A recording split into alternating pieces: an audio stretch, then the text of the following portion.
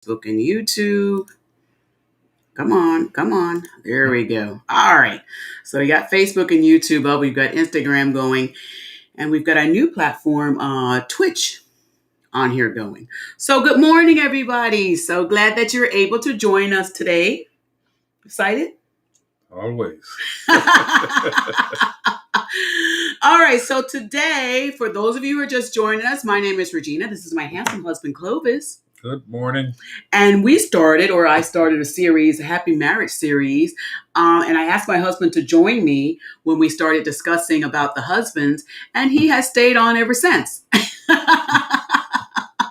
Which I'm happy that he's done that. So what we do on this platform is we share our experience of how we've maintained a happy relationship. A lot of people got, questions, ask us, how do you do it? So we decided to just bring it to a platform. And just share the information with you and with other people of how we maintain our happy marriage. And we share the information with you in the hopes that you would be able to transform your marriage, if it's in a bad state, transform it into a marriage that you will enjoy and that others will admire and want to possibly replicate. Replicate. And then, what's the word you use? Emulate. Okay. Duplicate and all those other Kates. All right. So today we have a topic that we're going to discuss. And this series is actually going to probably be a 3 or 4 part series for this particular topic that we're speaking about, because it's so vast. There's so much information in it.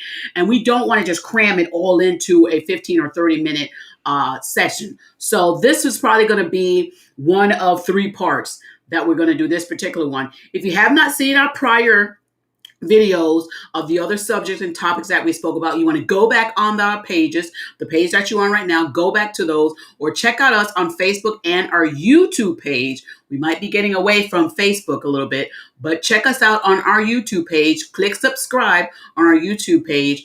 You can find that the links. I'll put that in the description box there because we've got a few, but we're going to start minimizing these things, compacting them into 1 or 2 platforms so that we can, get more people to subscribe to our main platform instead of all these several little ones. Okay. So I'll put the information in there as well. Today's topic we're talking about, if most of you have seen it, we are talking about Happy Marriage Series and the episode 14. And we're talking about the top 10 reasons why marriages fail. The top 10 reasons marriage just fail. This is probably a tough topic for a lot of people because somewhere in one of these top 10, some people are going to start seeing some things that are probably in their marriage, and they probably can understand this is probably what's going on in their marriage and why they're looking for divorce or why they're unhappy in their marriage. But don't take it as something that's negative. Take it as something that's going to help you to not continue with divorce if you started the process of divorce. And if you have already gone through divorce, then use some of these topics to help you in your next relationship so that it does not end up in divorce. Okay? Yep. What's your thoughts? That's right. It's so simple. Listen, let's go ahead and get started real quick because we've got a few things we want to discuss. My husband has his laptop today, and I'm going to be going based on this tablet that I have. But some of the top 10 reasons, and we're going based on what we find on the website. One of the reasons is, I'll start with this one reason that I have. And it says, one of the reasons why marriages end in divorce is an unhappy sex life. Oh boy. Is that in chronological order? We're not going no chronological order or none of those orders, because it doesn't happen in each marriage in chronological order. Right. Are you kidding me? Don't try and skip around the sex part. Don't try and skip down to something. I don't want to discuss sex today. Let's go to another order. No. I'm first. We're on sex. Okay. And then you can pick one. Here, it is a sad thing, but some marriages will start out like the old saying, you're like rabbits. You're like having a good old time in the bedroom. Every time you see each other, you've done it so much in the bed, you want to go to different, places in the house. Then you want to venture outside the house. You want to go to a different, and you have an enormous, great sex life. You do. Mm-hmm. It's true.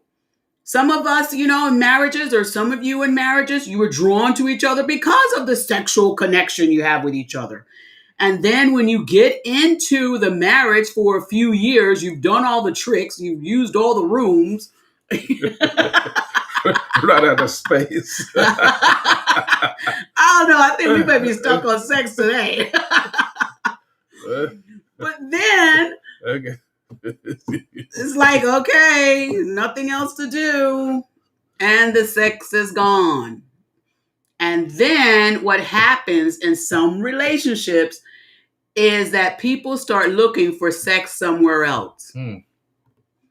Because what they had in their house, they've already have no more fun with it.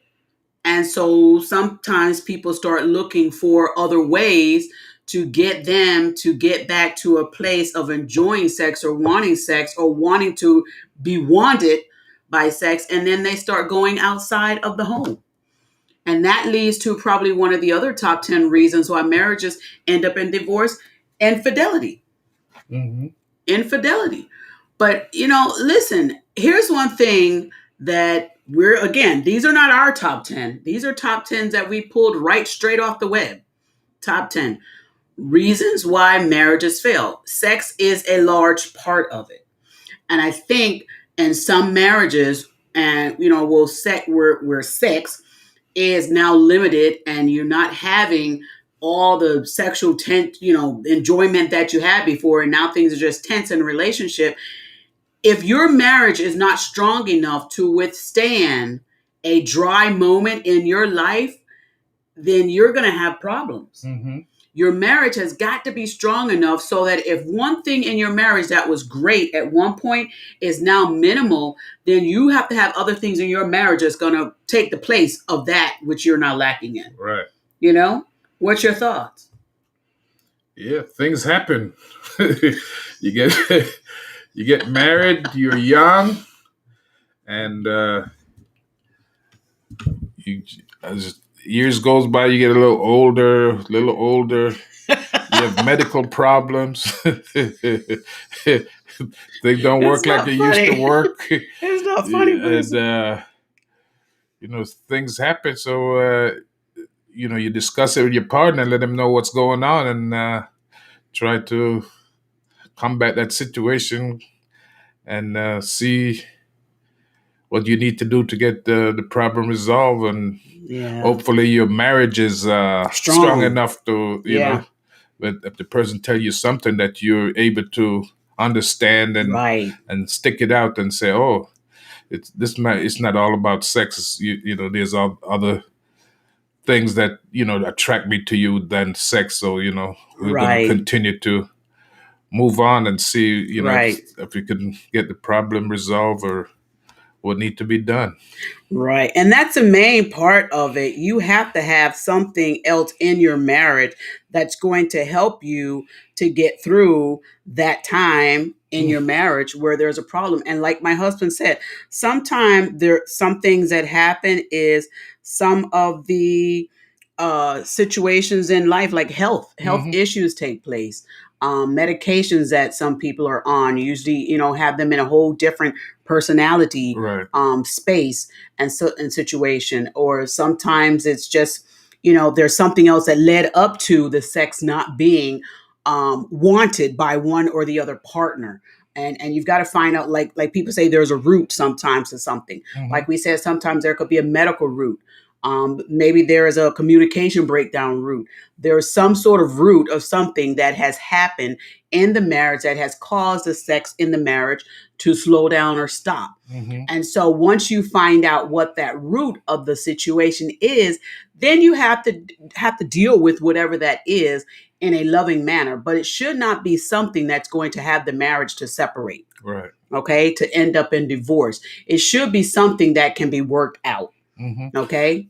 Yeah, when you get married, if it wasn't just for you get married just for good sex, that you and then you just sex, and nothing else, Right. then you're gonna have a issue. There's a problem. You're gonna have a big issue because when sex It's gone. is limited, then you're gonna say, "Oh, there's nothing else in the marriage." But if you're married for more than sex, then you will have a good opportunity for the marriage to continue without ending in a divorce.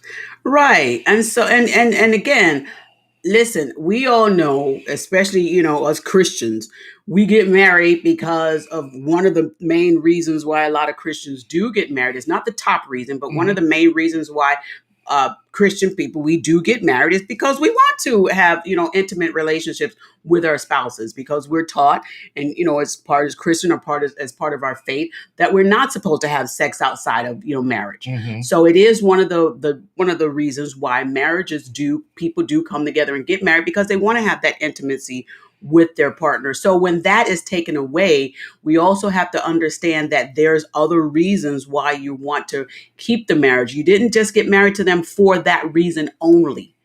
You got married to them for several reasons, but that is not the only reason why you got married. But if there's a problem with intimacy in your marriage, you want to quickly find a way to fix it or have that communication about it, because you don't want it to drag on. You don't want it to be something that have you even thinking of divorce. We don't want to do that. Right? Amen. Right? Okay. So I'm going to get off this topic. Why? You don't have nothing else to say?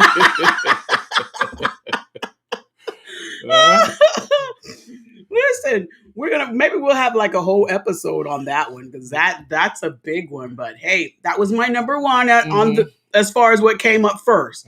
Okay, not in my mindset, but I'm going based on what came on my tablet first. So let's talk to my husband and see what is one of the top 10 reasons that you see that why marriages end up in divorce. Financial problems. Ding, ding, ding. It's on the board. So number 2, we're going to say, is financial problems. Uh-huh. All right. So let's talk to me about it then. Tell me about it. What's your thoughts on it? All right. You come into a marriage. You have separate accounts, and you don't talk about your finances. Mingling. Put your money with my money. Some people want to keep their money to my money is my money. In a marriage, it's kind of funky to me. If you It's kind of what? Funky. Oh boy. You come into a marriage that you say you're going to be one. Yeah. I think everything should. Everybody should know what the other person is doing, and so forth and so on. You got some marriages say, I pay the mortgage, you pay the other bills and everything.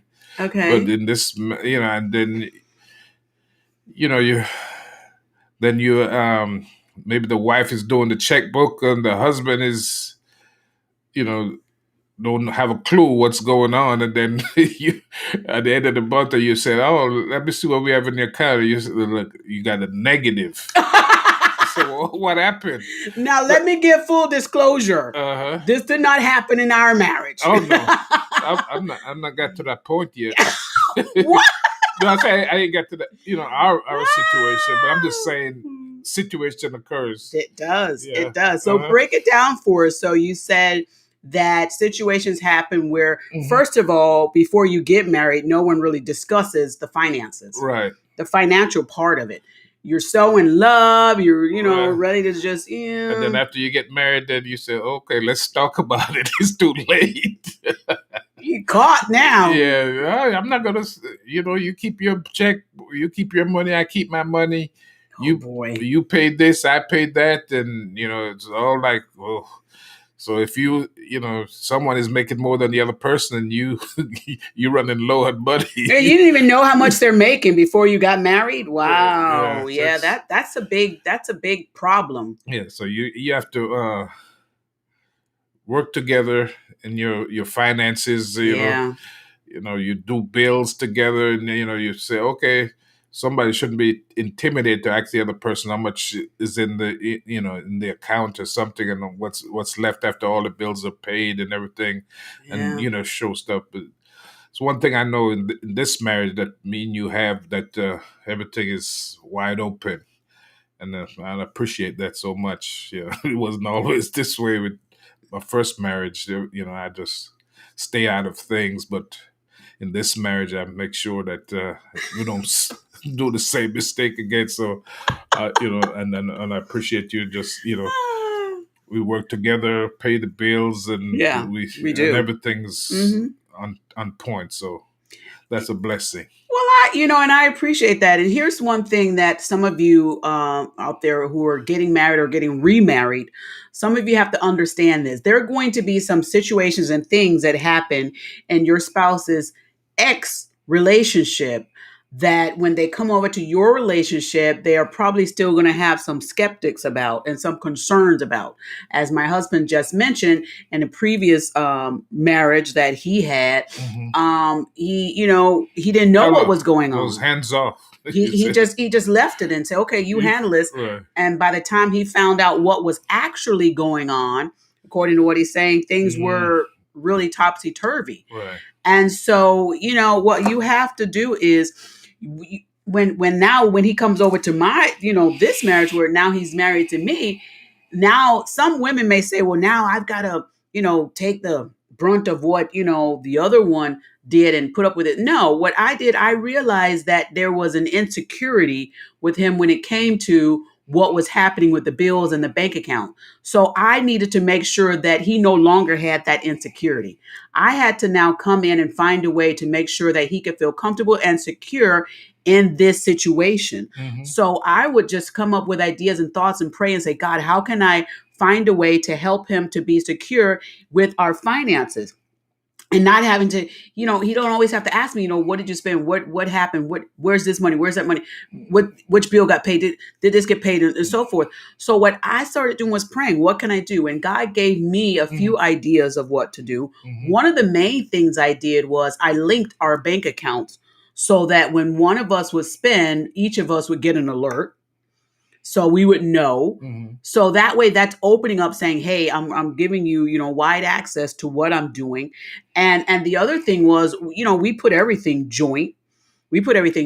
Actually, full disclosure, my husband still has a personal account that I'm not on per se, but I do have access to it. Hmm. Like I can see what's in there. And I don't have a problem with him keeping that account because he's had it for forever, I know and I we don't pay really, my life insurance out of that. That's It's been set up and you know, for oof, well, I you don't know. pay some stuff out. We don't have to tell him everything that comes out of it, but Right. you pay some stuff out of it. But besides even what he's doing with it, that's part of his security blanket.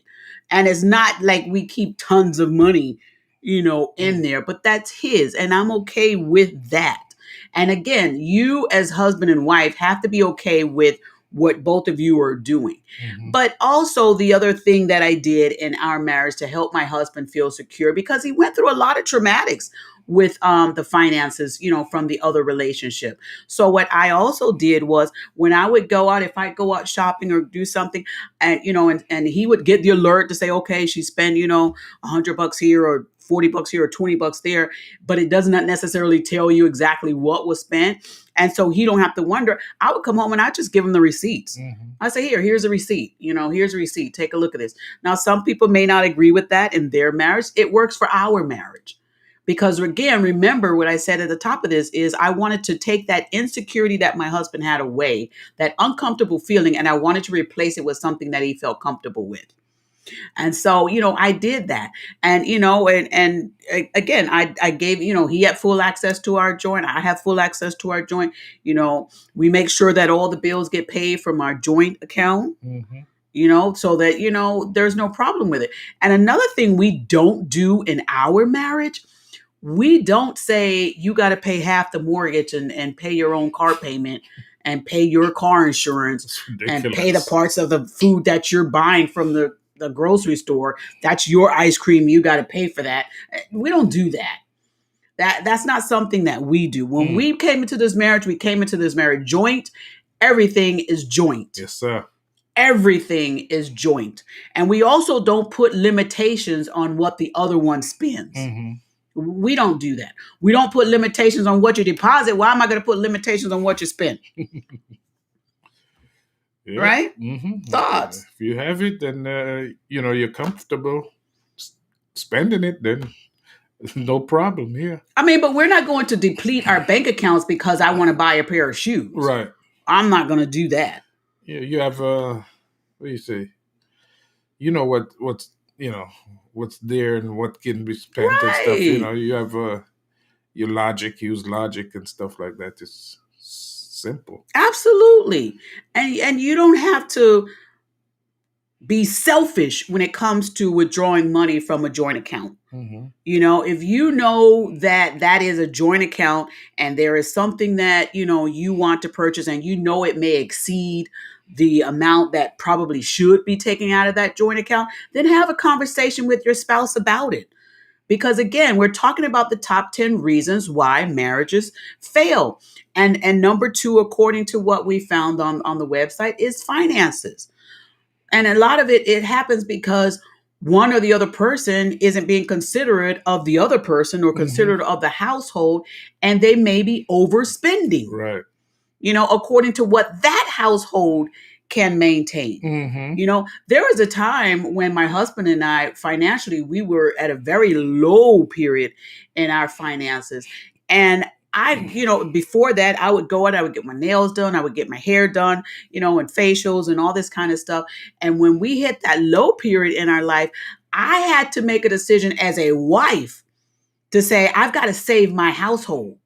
So I had to cut out those things that I was doing. Mm-hmm. Yes, I wanted to do them, but I knew that I had to do something. I had to do my part in helping to save this ship from sinking.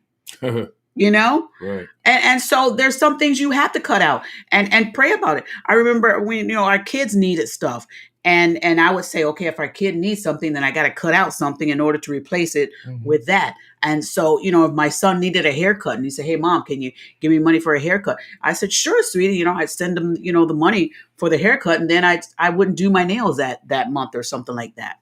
Right. Right. But whatever you have to do to try and make the finances work in the marriage, then have those conversations and do it. And again, you're right, Holy Spirit, don't be secret in what you're doing when it comes to finances. Mm-hmm. That's one of the number one things you don't want to do in a marriage is be secret when it comes to things regarding finances. If you have learned watching some shows and watching some news articles and so forth and things, some things that a couple or a person may do in a marriage that's secret and the other spouse don't know about it can sometimes get that marriage in a legal problem. When it goes to that level. But in a simplified form, if you're doing something, you're taking money, you're not telling anybody that you've taken money, or you're doing something with money that you and your spouse had a conversation about previously saying, hey, we're not going to do this, we're not going to do this. And then you go behind their back and you do it anyway in a sneaking manner. And then it comes up because everything that's done in the dark is going to come to light.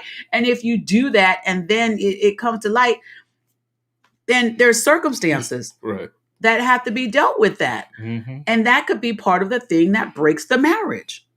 Right? Sure enough. So you want to be open and honest. You're right, Holy Spirit. That's good. Open and honest when it comes to your finances. Right? A husband and wife shouldn't be the type to say, I'm not showing my husband my paycheck. He's going to know what I'm making. What? Mm-hmm. That's ludicrous. It is. What do you mean he's going to know what you're making? Or the husband saying, I don't want her to know what I'm making. Mm. Are you kidding me? What happened? I don't know. Or something probably happened. You're right, Holy Spirit. Something probably happened with that person that they were not a good manager of their own money. Mm-hmm. And maybe they haven't gotten understanding that you can't do all this excessive spending.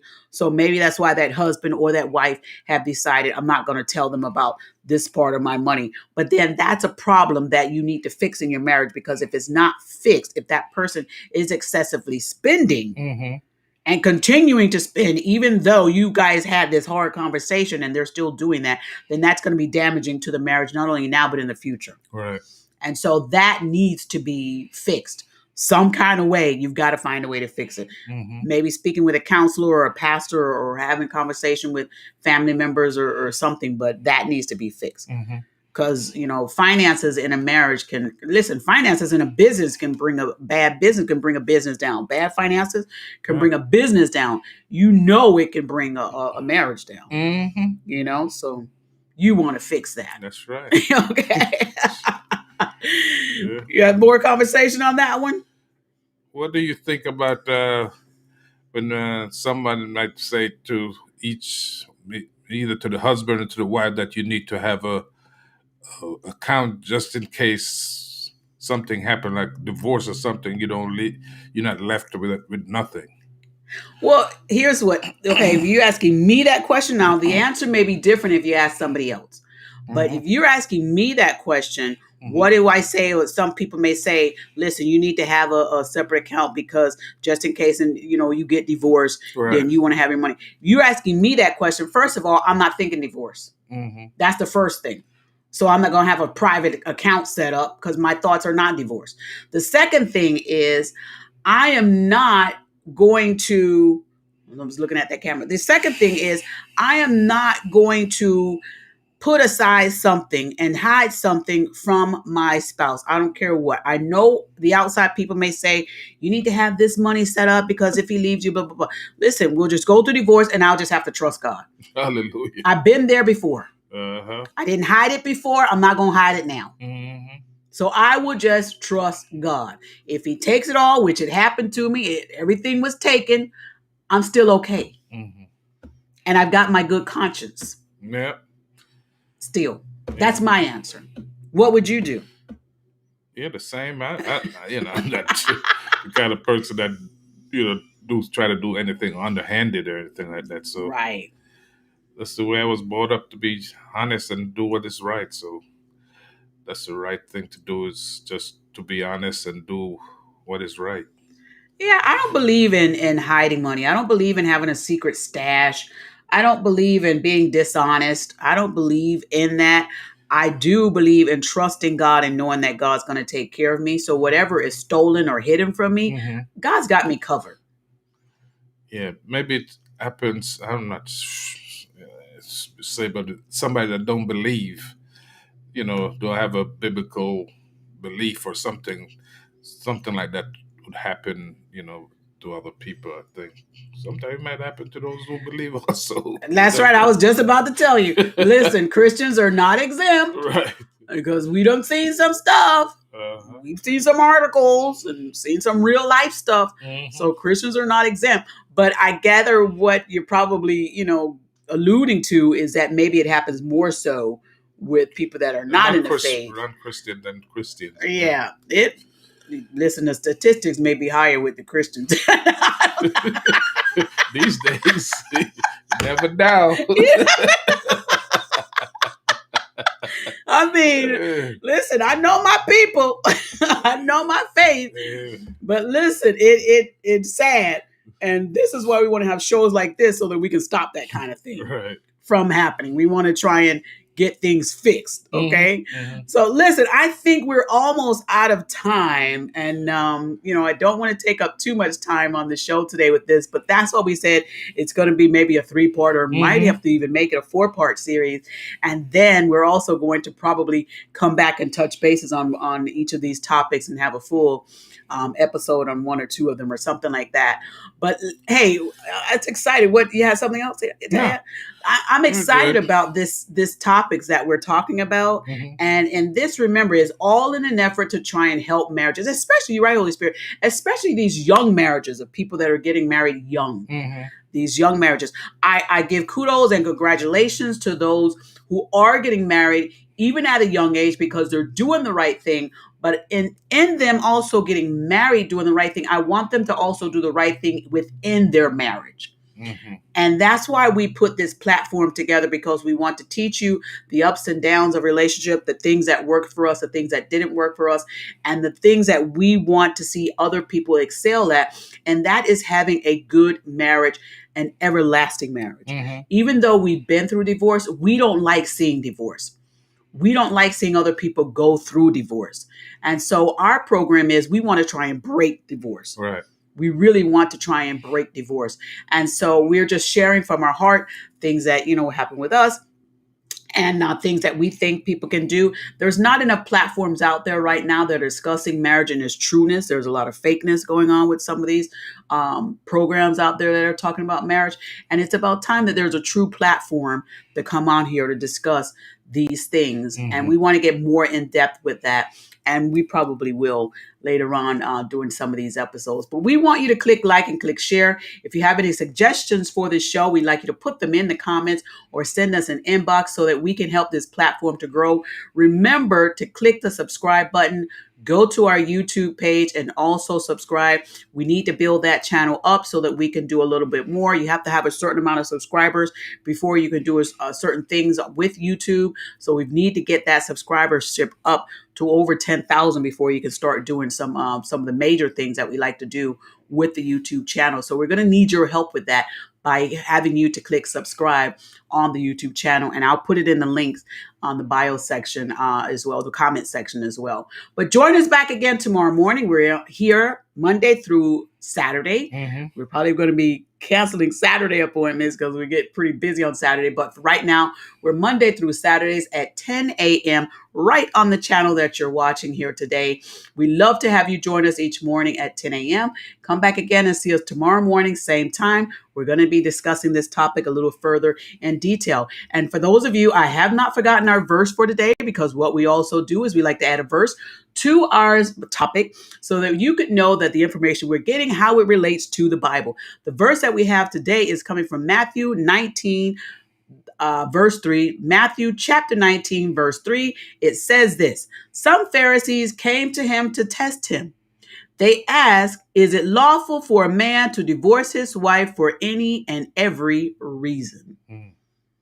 Go to Matthew chapter 19, verse 3. We're talking about this. Is it okay? Is it lawful for a man to divorce his wife for any and every reason? I like how they put this in here. Mm-hmm. For any, not only any, it's almost as though it's sarcastic. For any and every reason? Geez, you just let her go for anything you want? Come on. And the answer Jesus gave was a great reply. Go to your Bibles and pull it up and look it up. It's a great reply on there. You're going to love that.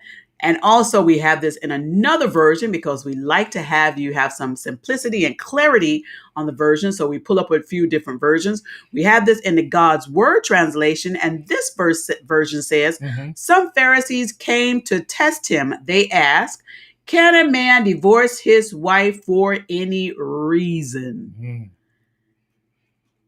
Go and study that. Pull it up. We're going to be talking more about that. Do you think a man should be able to divorce his wife for any and every reason? No. I think if it was a man on the platform next to him, you think we get a different response? But because his wife is here, he's saying, no. Listen, join us again tomorrow where we'll pick up and we're going to do part 2 of this episode where we're talking about the top 10 reasons that marriages fail. Join us tomorrow at 10 a.m. Thanks for tuning in today. We'll see you back tomorrow. Have a blessed day. Have a blessed